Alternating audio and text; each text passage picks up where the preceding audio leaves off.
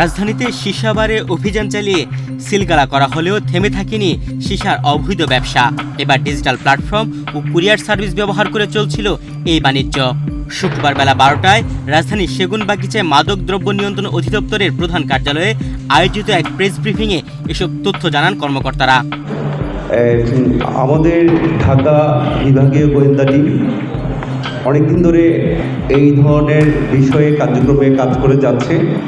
আমাদের ঊর্ধ্বতন কর্তৃপক্ষ, ডিজি স্যার, আমাদের হেডকোয়ার্টারের তরফ থেকে এবং আমাদের গোয়েন্দা টিমের সমন্বয়ে এভাবেই কোটি কোটি মানুষের ঘরে দেশ জুড়ে ফ্রিজ একটাই, ওয়ালটন।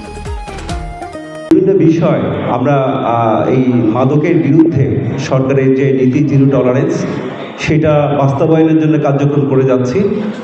আমাদের মাননীয় প্রধানমন্ত্রীর যে যুব সমাজ যে রক্ষা করার যে বিষয়, সেটা মাদক মুক্ত সমাজ গঠনে এবং আমাদের মাননীয় মন্ত্রীর যে একাগ্রতা জিরো টলারেন্সের মাদকের যে জিরো টলারেন্সের বিষয়ে এখন সার্বিকভাবে উনি গুরুত্ব আরোপ করে কাজ করে যাচ্ছেন। সেই প্রেক্ষাপটে আমাদের ডিজি স্যার হাসান মারুফ স্যার এবং আমাদের প্রচেষ্টায়, সমন্বিত প্রচেষ্টায় একটা ভালো অভিযান হয়েছে। সংস্থাটি জানায়, প্রথমে কৌশলে 1 কেজি সীসার চালান জব্দ করা হয়। পরে সেই সূত্র ধরে অভিযান চালিয়ে উদ্ধার করা হয় 66 কেজি সীসা ও বিপুল পরিমাণ সরঞ্জাম। এ সময় গ্রেফতার করা হয়েছে 3 জনকে। একটা পার্সেলের ক্লু ধরে আমরা বিভিন্ন অ্যানালাইসিস করে, পর্যবেক্ষণ করে, পরিদর্শন করে আমরা প্রথমে একটা 1 কেজি একটা সীসার চালান জব্দ করা হয়।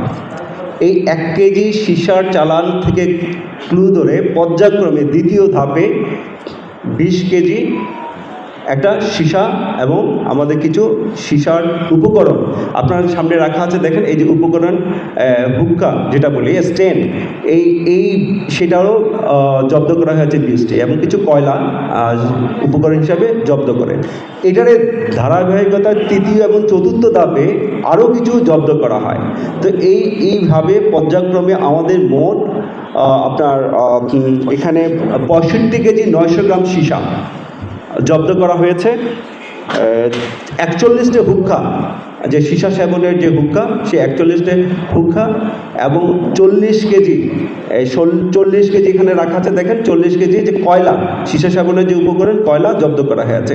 গোয়েন্দা কর্মকর্তারা জানান, গ্রেফতারকৃতদের মধ্যে যমজ 2 ভাই ইরান থেকে শিখে আসে এই ব্যবসার কৌশল। পরে কুরিয়ার ও বিভিন্ন বাহকের মাধ্যমে দেশে আনা হতো সীসার সরঞ্জাম।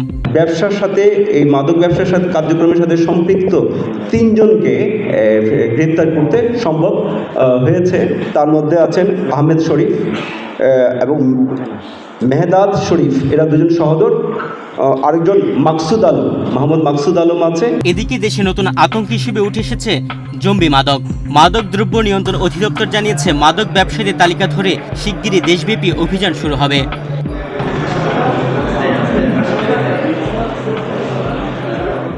নিউজ ডেস্ক, বাংলাদেশ প্রতিদিন।